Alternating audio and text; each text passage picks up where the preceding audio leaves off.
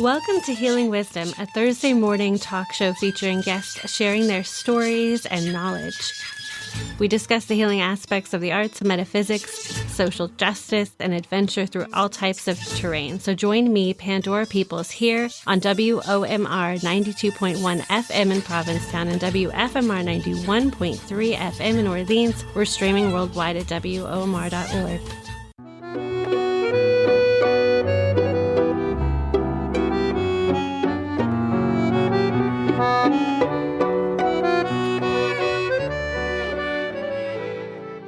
We just heard Romany Waltz from Pandora Tango Ensemble. My next guest is Lise King, an Emmy Award-nominated and Cinema Eyes honored filmmaker and social impact producer. This is part one of a two-part show. We just had the Provincetown International Film Festival, and you produced Painting Time and The Town about artist Esteban del Valle. Yes. So I'm a producer on In the Whale, and there's a long story with that. And on the Painting Time, which the long name is Painting Time in the Town, that was a labor of love that I basically did by myself. Writer, producer, director, cinematographer, everything, editor. And my son was my assistant. So he got the associate producer credit on that. And he was there with me every day working. Past films include Heroine, Cape Cod, USA, Prayer Ribbons, Provincetown to Orlando, Leave No Trace, The Hidden History of the Boy Scouts, Entangled, The Race to Save Right Whales from Extinction, and Swim for Life, among many more. As far as the overarching narrative of your life, can you talk about your mission with these types of films and these social impact? That's a really good question. So it's an interesting question because I fairly recently, like within the last few years, kind of looked back. And I think it was that whole COVID time during the pandemic when we were all kind of reassessing our lives and kind of going, what am I doing? What am I doing now? What am I doing next? That I look back on the arc of my career, which started in New York City, working on a project for MTV Networks in 1989 called Decade. It was the first feature documentary produced by MTV Networks at the time, with these amazing filmmakers, Ted Haynes and Marty Spaninger, Martha Spaninger, they both have shows on Netflix and stuff these days, so they're still out there working. But that was my first project.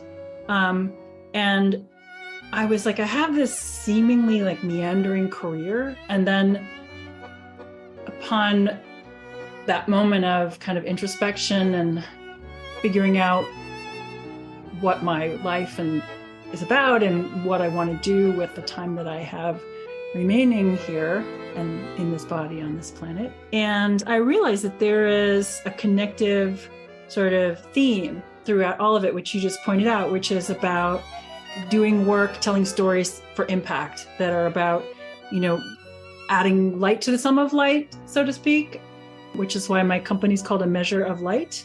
It's a double meaning of a measure of light, of like that spiritual measure of light. And then also that when you're using a camera, you're literally like measuring light with your aperture settings and everything. So and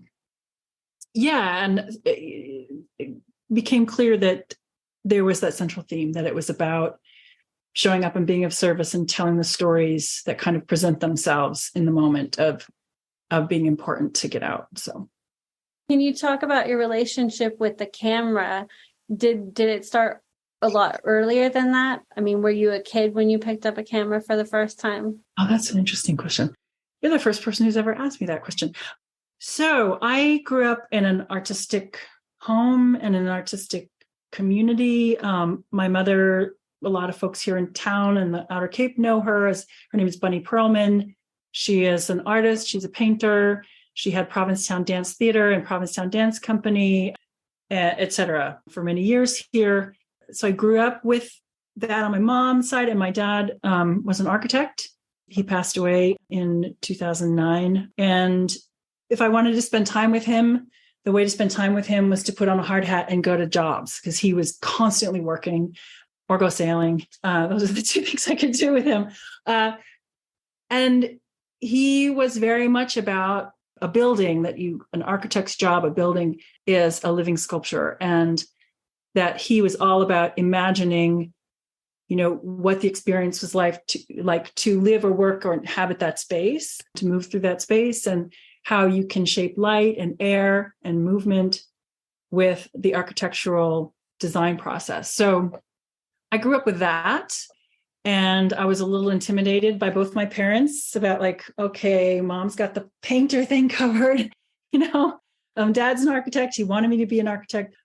And I was really interested in storytelling from the very beginning. Maybe I'll be an attorney. Anyway, much to my dad's disappointment, I did not go to law school. I was a history major at Mount Holyoke College and graduated not knowing what I was going to do. Followed the rest of the class to work on Wall Street. A lot of people were doing that in those days. And I worked in investor relations, which is basically like marketing for listed public companies, and did that for a little bit of time, and then was offered a job. I had Michael Mailer, my friend who I grew up with here, was the first person who offered me a job on a film project. And then from there, it kind of built into this opportunity at MTV. So I really was more in the producer seat for, doing research. Because of my history degree, I was able to get hired to do research on footage and rights and clearances. But I really picked up a still camera. I had done some photography in college, studied photography, studied semiology of film, but really didn't pick up a camera until many years later when my former partner, my ex-husband, and I started a newspaper, a media company called Native Voice Media out in South Dakota. Long story. And we were writing a lot. So I've always been a writer and telling stories that way. And we were writing a lot. And we didn't have the money to hire a separate person to go and do the photography for the newspaper. We were a bi-weekly national independent Native American press. My ex-husband is Lakota, so my children are both enrolled in the Rosebud Sioux tribe and have strong ties out there still. But that's really when I started being behind the camera, was out of necessity as a way to tell the stories. And it was interesting because I always thought of myself as a fairly decent writer, but it wasn't until I picked up a camera that I started really winning awards and getting recognition for my work in a major way. So that was an interesting moment where I was like, oh, the visual arts, that makes a lot of sense. I kind of I never got an MFA or anything like that. It just was in my life. And also growing up in Provincetown, of course, between mom here and dad in Sarasota, Florida. Yeah. So that's the first time I really picked up a camera was for that job.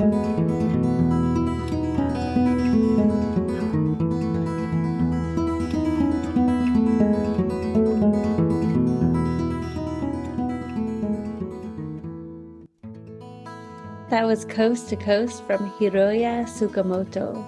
You're listening to Healing Wisdom on WOMR. We're speaking with filmmaker and impact producer Lise King. Yeah, so you were already attuned to light with the Provincetown light and Florida light. Yeah, exactly.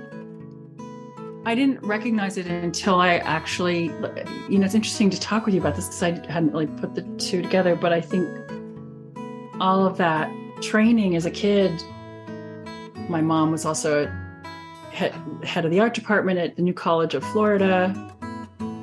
She was a teacher at the Ringley Museum, which was right in our backyard from where my parents built a house there right on campus at New College. And I remember as a kid spending time hanging out in the galleries at the Ringley Museum. And our favorite place for my mom to teach and for us to hang out, and I was a little kid, was the Rubens Gallery.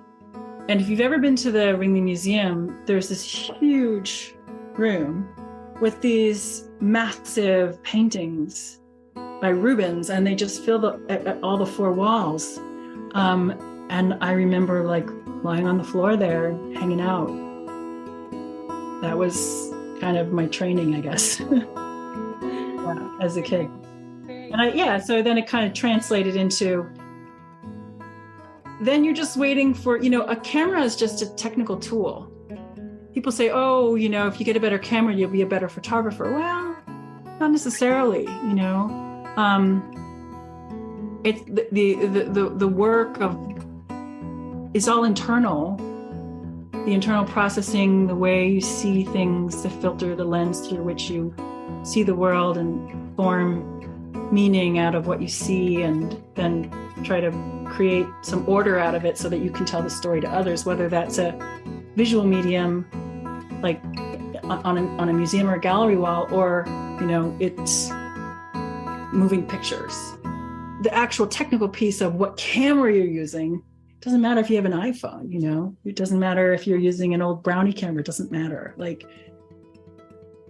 So I think that by the time I picked up an actual machine called a camera, then I just had to learn how to use it so that I could have it express what I was, so there's nothing more disappointing when you're first starting photography or cinematography, when you see something and then you think you captured it, and then you go back and you look at it and you're like, that's nothing close to what I saw in that moment, right? So it becomes not just about capturing the form and the light, it's about capturing the feeling, that in the soulful impression that you have. And so how do you do that? And that becomes something that is, I think that follows the 10,000 hour rule, which is about how much time you spend, performing a craft, till it becomes like you could play an instrument, upside down in the dark, that kind of facility. And so I think that does apply. But yeah, it's got to be, and you can start simple. You don't have to start complicated with difficult apparatus,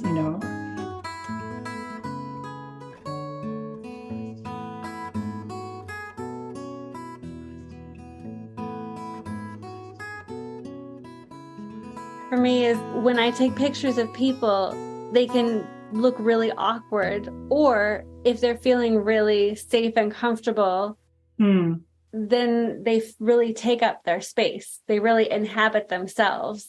Then the muscles in their face relax and their whole body changes. And then their inner light is captured. True. When you're filming, I would think as a documentary filmmaker, you've got to really do some magic to create a space where people feel comfortable being themselves. There's so much I could say about your question. It's a really good question. The first thing is about asking permission. And sometimes it depends what you're trying to capture. For example, when we were in Ukraine during Maidan, I was in Ukraine during the revolution, and I was filming in the square, in the Maidan square. Another long story to go into another time. But some people, if I were interviewing them or if I were in close proximity, you look for the head nod, you want permission. And then sometimes if you're in a space where there's a lot of activity and action going on, you just shoot. You don't have the time, you don't have it's not the right moment to have that kind of communication. So it depends on the circumstance. But that being said, yes, I absolutely agree. When I can make eye contact with someone, I believe that requesting not only is respectful, but it also, as you were pointing out, it yields better work because people open themselves to you. They want to tell their story. There was a moment when I was at the Denver Democratic National Convention and going around and taking photographs. And there was a moment when Jesse Jackson, he was crying. I turned around and I was crouched right behind where Michelle and the girls in the family were sitting. And I turned around and he was crying and I was holding my camera and I asked, "Can I take your picture?" And he nodded yes. And it was one of the best, I think, shots I've ever gotten. And actually there's a portrait from, and I'm starting with the still photography, and then I'll talk about documentary filmmaking because that's a whole other thing. But I was on the road as part of traveling press with the Obama presidential campaign in 2008 when they were at locations where it was involving, Indian countries. So that's what we call it out west, Indian countries. So I was in South Dakota, I was in New Mexico, I was in, various places. And one of the places that I went was to Montana, to the Crow Reservation. And that's when Obama, then Senator Obama, presidential candidate, was given an Indian name by the Crow tribe. And I took a bunch of pictures there. I was on traveling press. I was on the airplane with Obama, most incredible experience of my life. And I just found out yesterday they're using one of the images in the Obama Presidential Museum that's being built. So my work will be in the collection. It's very exciting. And that was a moment where there are these tribal people that were around, and I absolutely did need to have you read the vibe. It's a nonverbal communication a lot of times when you're behind a camera and you're asking permission. And I think that's why it yielded such a good photograph. Although you can't always ask for permission, but when you can and you do, you definitely get better results.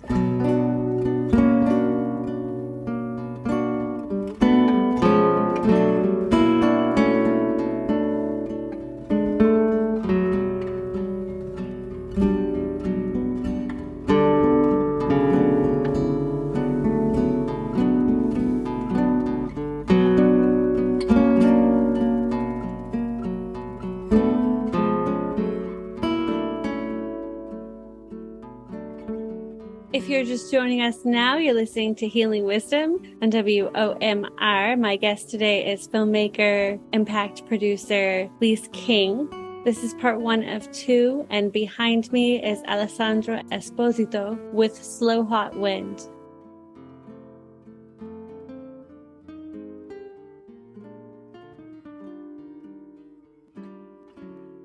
And I would love for you to talk about telling the truth and revealing things in documentaries. For example, like with Heroin, Cape Cod, USA.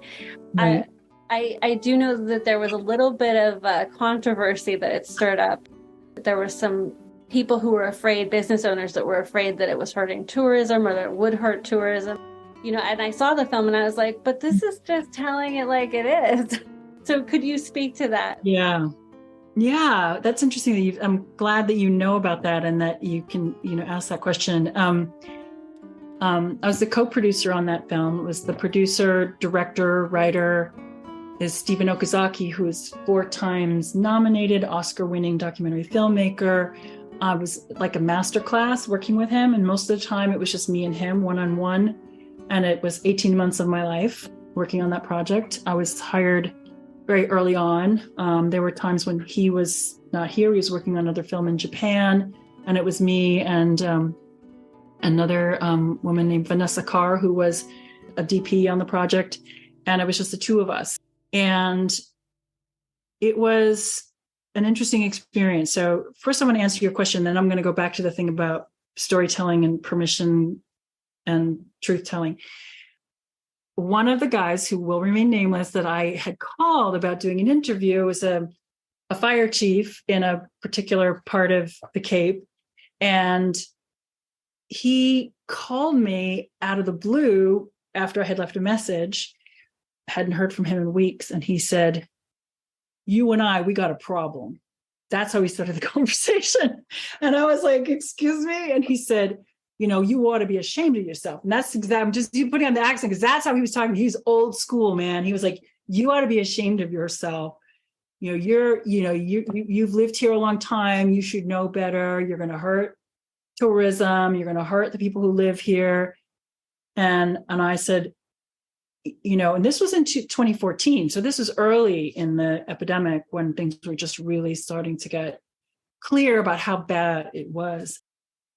And that was a moment where I kind of planted a flag in the sand here, what do they say? That saying in politics, it's the economy, stupid. It's like the money is the most important thing. Keeping the economy going is the number one priority. And my belief always has been, and I don't know that this would ever change, that there's a balance in there. There's a balance between, to have a healthy community is not just to have a humming economy. It's not just about profit making. It's about what's the health of the people who live there and their relationships to each other and their relationship as stewards to the land we live in, right? So there is, I believe, a compromise that has to be made in there.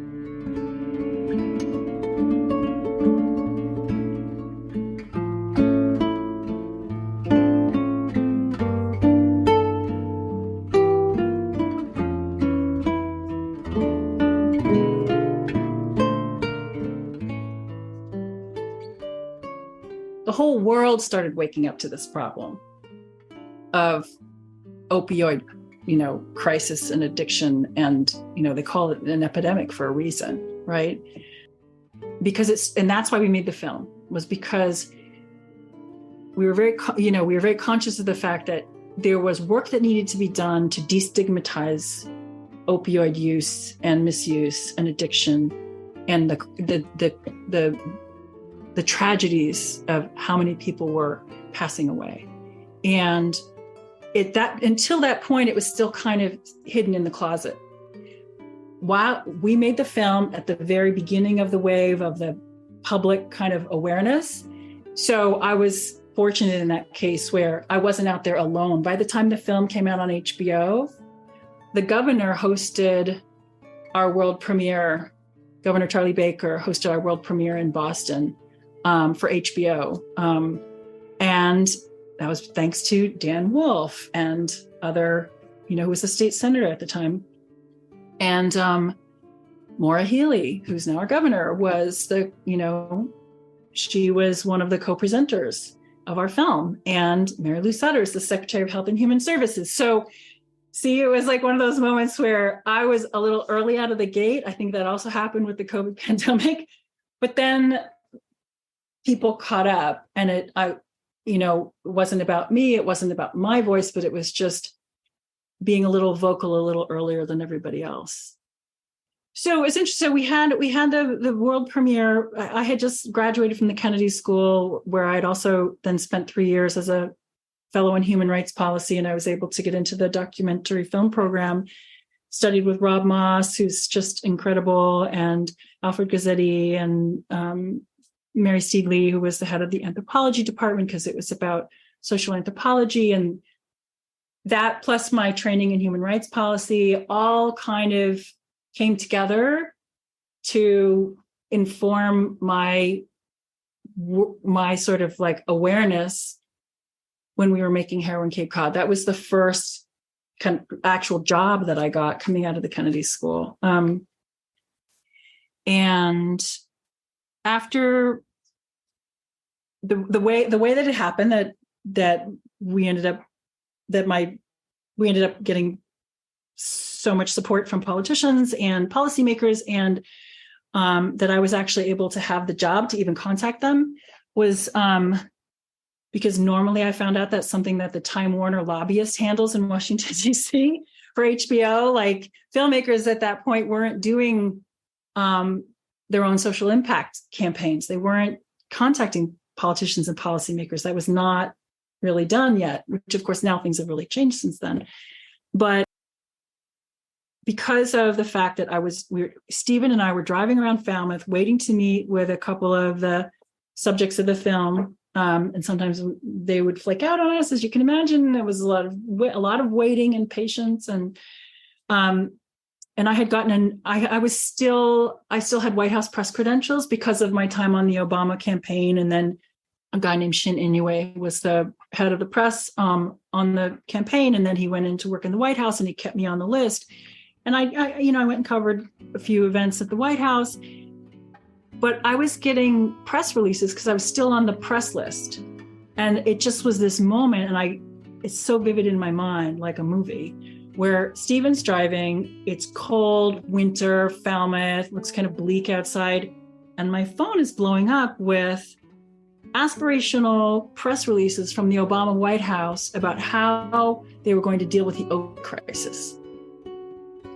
And I turned to Stephen and said, I think we can take this film all the way to the White House. This is a moment. We're right on the cusp of this being ready for public messaging.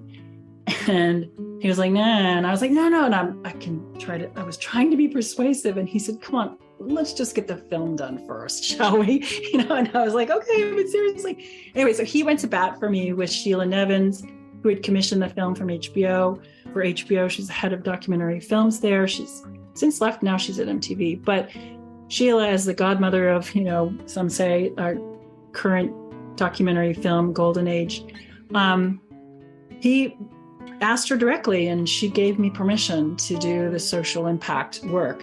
And so I contacted Dan Wolfe and some other folks here on the Cape, and he got me in touch with the governor, and the rest is history there. I also called some folks I had worked with on a previous project in Indian country at the Office of National Drug Control Policy, which is part of the White House. And I cold called them. And this woman picked up the phone. She said, I don't usually pick up the phone, but I'm one of the scientists here. And I think this is a fabulous idea. We should definitely get involved with your film. Let me see what I can do. Anyway, could be a very long story, but keeping it short, we ended up having a screening with the White House on Capitol Hill after the screening with the governor in Boston.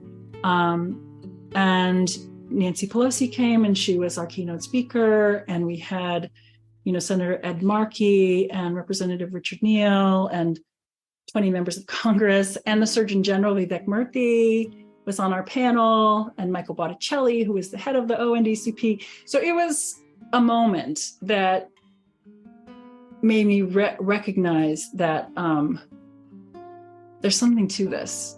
Like, there's a real power in this, and being able to tell stories that are important in terms of helping the public good.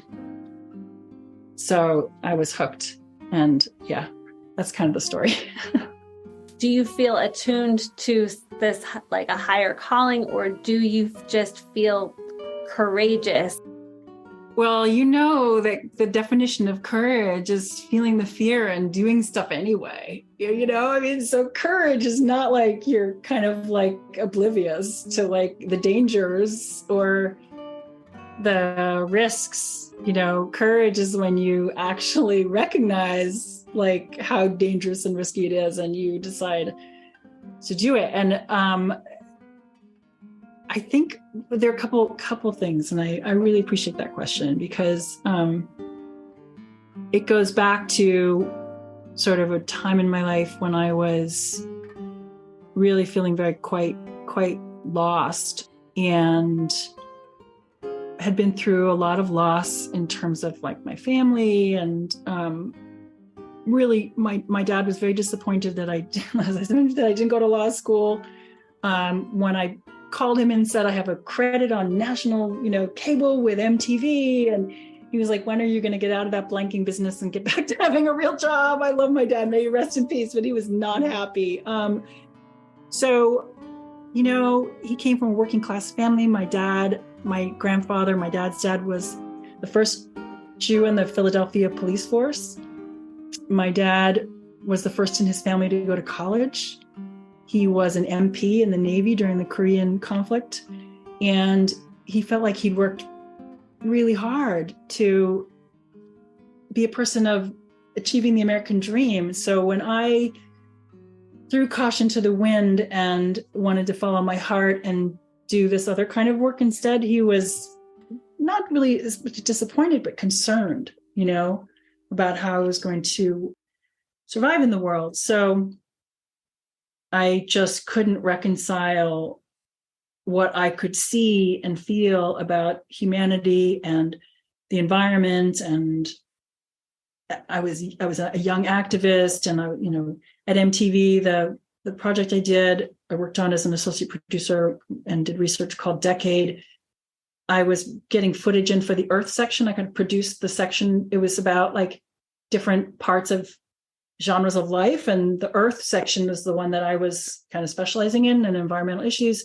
We've been speaking with filmmaker and social impact producer Lise King. I'm Pandora Peoples. This is Healing Wisdom. This is part 1 of 2. Part 2 will air next week.